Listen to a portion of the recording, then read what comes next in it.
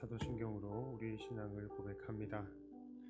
전능하사 천지를 만드신 하나님 아버지를 내가 믿사오며 그 외아들 우리 주 예수 그리스도를 믿사오니 이는 성령으로 잉태하사 동정녀 마리아에게 나시고 본디오 빌라도에게 고난을 받으사 십자가에 못 박혀 죽으시고 장사한 지 사흘 만에 죽은 자 가운데서 다시 살아나시며 하늘에 오르사 전능하신 하나님 우편에 앉아 계시다가 저리로서 산자와 죽은 자를 심판하러 오시리라. 성령을 믿사오며 거룩한 공회와 성도가 서로 교통하는 것과 죄를 사하여 주시는 것과 몸이 다시 사는 것과 영원히 사는 것을 믿사옵나이다. 아멘. 찬송가 496장입니다.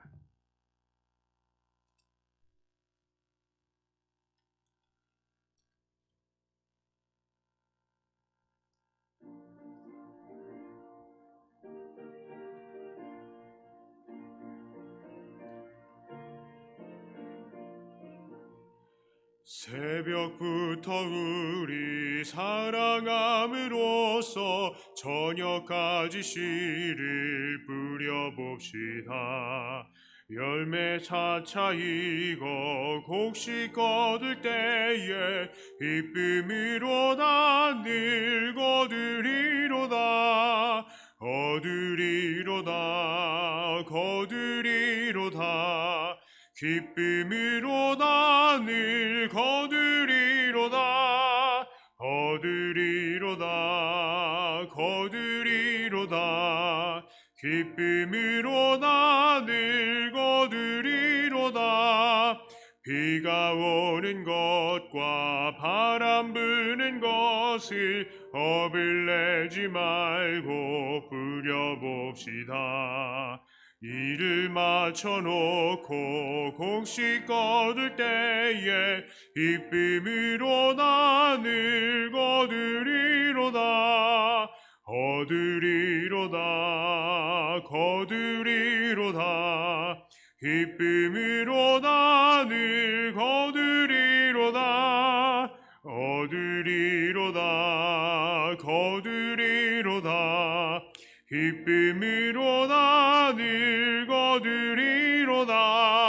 씨를 뿌릴 때에 나지 아니할까 염려하며 심히 애탈지라도 나중 예수께서 칭찬하시리니 기쁨으로 다 늘 거두리로다. 거두리로다. 기쁨으로 다 늘 거두리로다. 거두리로다. 기쁨으로 다 늘 거두리로다. 아멘.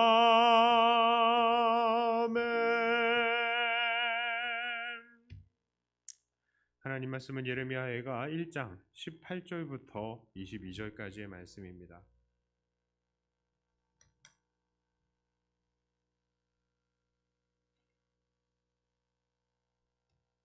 예레미야가 1장 18절부터 22절까지의 말씀을 저와 여러분들이 한 절씩 나누어서 읽도록 하겠습니다. 여호와는 의로우시도다. 그러나 내가 그의 명령을 거역하였도다. 너희 모든 백성들아, 내 말을 듣고 내 고통을 볼지어다. 나의 처녀들과 나의 청년들이 사로잡혀 갔도다.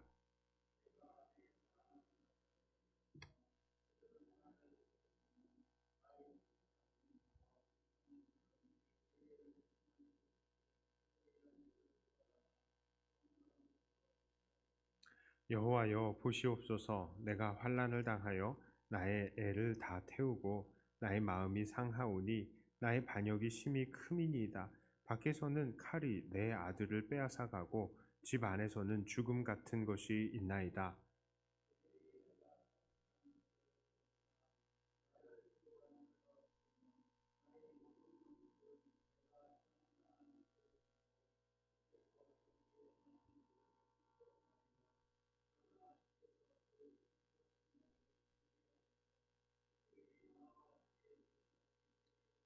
함께 읽습니다. 그들의 모든 악을 주 앞에 가지고 오게 하시고 나의 모든 죄악들로 말미암아 내게 행하신 것 같이 그들에게 행하옵소서.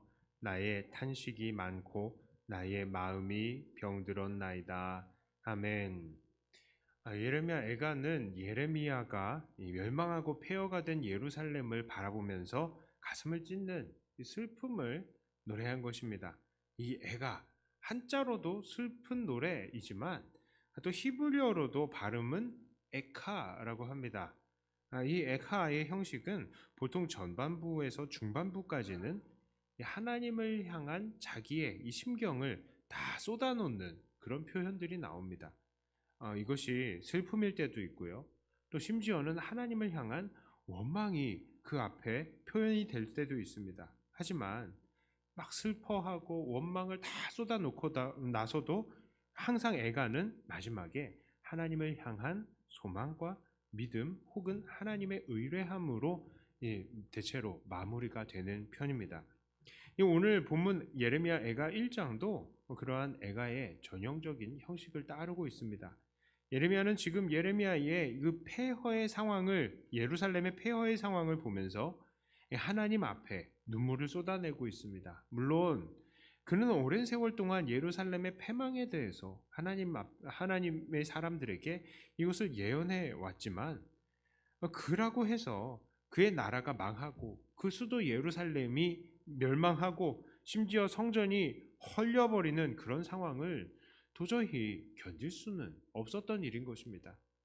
자, 그런데 이렇게 예레미야가 하나님 앞에서 자기의 슬픈 마음을 쏟아놓으면서 그가 주로 했던 이 예루살렘의 현재 상황이 있었으니 그것은 바로 예루살렘에 위로자가 없었다는 것입니다. 2절에도 이렇게 이야기를 해요. 밤에는 슬피 우니 눈물이 뺨에 흐르며 사랑하던 자들 중에 그에게 위로하는 자가 없고 친구들도 다 배반하여 원수들이 되었도다. 예루살렘은 그간 사랑하던 사람들이 사랑하던 존재들이 있었습니다. 그러나 그들 중에서 예루살렘을 위로하는 자가 없었습니다. 오히려 이들은 환란의 때가 되니까 다 예루살렘을 배반하고 원수가 되어버렸다라고 하죠. 9절에서는 이렇게 이야기합니다. 그의 더러운 것이 그의 옷깃에 묻어 있으나 그의 나중을 생각하지 아니하며 그러므로 놀랍도록 낮아져도 그를 위로할 자도 없도다. 여호와여, 원수가 스스로 큰 채하오니 나의 환란을 감찰하소서. 예루살렘은 이제 극도로 낮아지고 더러워지기까지 했대요. 그 신분이 보잘것 없어졌습니다. 보통 사람들은 누군가가 가난해지고 약해지면 그들을 동정해주고 도와주기 마련이죠. 그러나 예루살렘이 이렇게 낮아졌음에도 불구하고 아무도 그를 불쌍하게 여기고 위로해주는 자가 없다라고 이야기를 하는 겁니다. 20절과 21절에는 또 이렇게 나와요. 여호와여, 보시옵소서. 내가 환난을 당하여 나의 애를 다 태우고 나의 마음이 상하오니 나의 반역이 심히 크미니이다. 밖에서는 칼이 내 아들을 빼앗아가고 집안에서는 죽음 같은 것이 있나이다. 그들이 내가 탄식하는 것을 들었으나 나를 위로하는 자가 없으며 나의 모든 원수들은 내가 재난당하는 것을 듣고 주께서 이렇게 행하신 것을 기뻐하나이다. 그러나 주께서 그 선포하신 날을 이루게 하셔서 그들이 나와 같이 되게 하소서. 자, 이제요. 예루살렘은 탄식하고 신음합니다. 잠깐 지나가면서 하는 말이지만 여기서 예레미야는 오늘 본문 전반부에서는 예루살렘을 지칭하면서 그라고 말하는데요. 이제는 그 예루살렘을 나라고 표현을 하고 있어요. 자, 그러니까 예레미야는 그 정도로 예루살렘의 환란을 자기의 환란으로 생각하고 있는 것입니다. 그 예루살렘은 그 자식들을 뺏겼어요. 많은 사람들이 바벨론으로 잡혀간 것입니다. 그리고 이제 그 집은 정말로 빈집이 되었습니다. 죽음이 가득한 상태예요. 그래서 이제 예루살렘이 신음하고 탄식합니다. 그럼에도 아무도 그를 위로해 주는 사람이 없어요. 이렇게 위로자가 없는 현실을 보고 예레미야는 그의 모든 가슴을 찢으며 하나님께 호소하고 있는 것입니다. 하지만 예레미야에게는 그리고 예루살렘에는 여전히 소망이 있었죠. 그것이 무엇입니까? 그게 21절 후반부부터 22절에 표현이 되어 있습니다. 21절 후반부에 잠깐 이렇게 나와 있었죠. 그러나 주께서 그 선포하신 날을 이루게 하셔서 그들이 나와 같이 되게 하소서. 22절이요. 그들의 모든 악을 주 앞에 가지고 오게 하시고 나의 모든 죄악들로 말미암아 내게 행하신 것 같이 그들에게 행하옵소서. 나의 탄식이 많고 나의 마음이 병들었나이다. 자, 예레미야는요, 하나님께서 예루살렘에게 선포하셨던 그 날을 바라고 있는 거예요. 그렇습니다. 그 날에는 하나님께서 예루살렘을 회복시킬 것이라고 하셨거든요. 그리고 그 대적들에게 보응하실 것이라고 약속하셨거든요. 예레미야는 바로 그 날이 이루어지기를 하나님께 소원하고 그 마음을 올리고 있는 것입니다. 오늘 예레미야가 1장을 통해서 우리가 깨달을 수 있는 것이 무엇입니까? 죄악으로 벌받는 우리에게 진정한 소망은 하나님의 나라, 천국밖에 없다는 것입니다. 오늘날 우리들은 사실 아담의 범죄로 인해서 하나님 앞에서 징계를 받고 있는 존재들이죠. 물론 우리들은 아담처럼 선과 악을 알게 하는 나무 열매 다 먹은 거 아니에요. 그러나 아담은 우리의 대표로서 범죄하였고 그 생명나무가 있었던 에덴 동산에서 쫓겨나게 된 것입니다. 그러니 우리는 여전히 하나님 앞에서 이 징계 가운데 있는 상태인 것이죠. 이런 징계 가운데 있는 우리들에게는 사실은 아무런 위로가 될 것이 없습니다. 사실 세상은 우리들에게 자기들이 위로가 될 수 있을 것처럼 다가오죠. 맛있는 거 먹으면 우리를 행복하게 만들어줄 것 같고, 좋은 친구들과 함께 있으면 우리의 위로가 될 것 같고, 건강한 한 몸으로 여행 잘 다니고 놀러 잘 다니면 위로가 될 것이라고 우리를 유혹하죠. 돈이 많고 높은 자리에 올라가면 우리에게 위로가 있을 것처럼 유혹합니다. 하지만 그런 것들이 모두 우리의 위로가 될 수는 없는 일입니다. 돈 많고 권력 많은 사람들도요, 그 사람들 불행을 호소하는 거 우리는 다 봤잖아요. 돈 많아도 걱정 많고 자살합니다, 사람들이요. 친구가 많은 사람들도 그 친구들 가운데에서도 공허함을 느껴요. 자식 잘 키운 사람들도 정작 자식들이 자기 삶이나 챙기면 다행이지 부모의 영원한 기쁨이 되어주는 것은 아닙니다. 그리고 무엇보다도 이 세상에서 위로가 될 수 있을 것 같은 것들은 우리를 천국에 가게 해주지 않아요. 정작 우리가 이제 이 세상의 삶을 마감하려고 할 때는 모든 것들은 다 놓고 가게 되는 것입니다. 우리의 위로가 될 수가 없는 거예요. 오히려 이러한 것들은요, 이 땅의 것들에 오히려 이런 이 땅의 것들에 우리가 매몰이 되고 또 이 것들을 우리가 우상으로 섬기면서 살다 보면 결국 이것들은 우리가 천국에 가게 되는 데에 방해가 되는 우리의 원수가 되는 것입니다. 그러나 우리에게 이 진정한 위로가 있다면 무엇이겠습니까? 그것은 바로 우리를 구원하시고 우리를 천국으로 가게 하시고 이 세상의 죄악을 심판하시겠다는 우리 주님의 약속인 거예요. 주님께서는 말씀을 통해서 우리에게 위로를 약속해 주셨습니다. 요한계시록 7장 17절에 이렇게 말씀하십니다. 이는 보좌 가운데에 계신 어린 양이 그들의 목자가 되사 생명수 샘으로 인도하시고 하나님께서 그들의 눈에서 모든 눈물을 씻어 주실 것임이라. 계시록 21장 4절에요. 모든 눈물을 그 눈에서 닦아 주시니 다시는 사망이 없고 애통하는 것이나 곡하는 것이나 아픈 것이 다시 있지 아니하리니 처음 것들이 다 지나갔음이로라. 그렇습니다. 우리는 결국 주님 앞에서 이 죄악 세상 속에서 당한 모든 핍박들을 다 위로받을 것이고 우리 주님은 그 모든 것들을 계산하시고 우리들을 높여주실 것입니다. 영원히 사망이 없고 애통함이 없고 아픔이 없는 것입니다.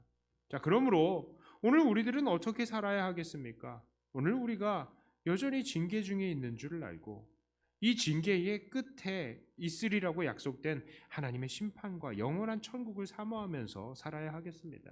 이것만이 우리의 진정한 위로가 되는 것이고 이 위로가 우리의 삶의 원동력이 되어줄 것입니다.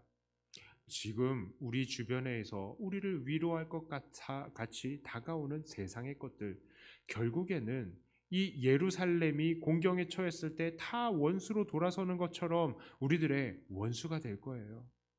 그러나 이렇게 끝까지 오늘도 세상의 것들로 위로를 삼지 않고 날마다 하늘 소망을 바라며 그것으로 위로를 삼으시는 사랑하는 저와 여러분들이 다 되시기를 주님의 이름으로 축복합니다.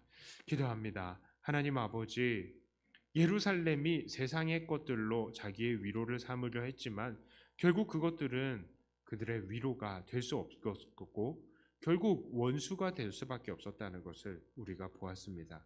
우리의 삶에도 마찬가지인 줄 압니다. 세상에 많은 것들이 우리의 위로자가 될 것처럼 찾아오지만 결국 그것들도 마지막에는 우리의 원수들이 될 줄로 믿습니다. 우리의 진정한 위로자이신 예수 그리스도를 오늘도 우리가 붙들고 나가게 하여 주시고 마침내 우리가 하늘에서 받을 그 영원한 위로와 안식을 우리가 소망하면서 오늘도 달려갈 수 있게 하여 주시옵소서. 하나님, 우리가 오늘 하루를 채운다면 무엇으로 채워야 하겠습니까? 이 땅의 것들이 아니라 영원한 것들을 채우며 그것을 바라고 소망하며 달려가는 우리들이 되게 하여 주시옵소서. 하나님, 우리가 바라고 기도하고 추구하고 있는 것들이 무엇입니까? 하나님, 영원히 가져가지 못할 것들은 내려놓는 우리가 되게 하여 주시옵소서. 감사합니다. 이 시간 기도하며 주님과 깊이 교제하는 동안 우리가 이렇게 세상의 것들을 내려놓고 더욱더 천국을 바라는 우리가 되게 하여 주시옵소서. 감사드리며 우리 주 예수님 이름으로 간절히 기도드리옵나이다. 아멘. 하늘에 계신 우리 아버지여, 이름이 거룩히 여김을 받으시오며 나라 임하옵시며 뜻이 하늘에서 이룬 것 같이 땅에서도 이루어지이다. 오늘날 우리에게 일용할 양식을 주옵시고 우리가 우리에게 죄 지은 자를 사하여 준 것 같이 우리 죄를 사하여 주옵시고 우리를 시험에 들게 하지 마옵시고 다만 악에서 구하옵소서. 대개 나라와 권세와 영광이 아버지께 영원히 있사옵나이다. 아멘. 받은 말씀 가지고 또 교회를 위해서 기도하시고 각자 가지고 나오신 기도 제목으로 기도하시다가 돌아가도록 하겠습니다.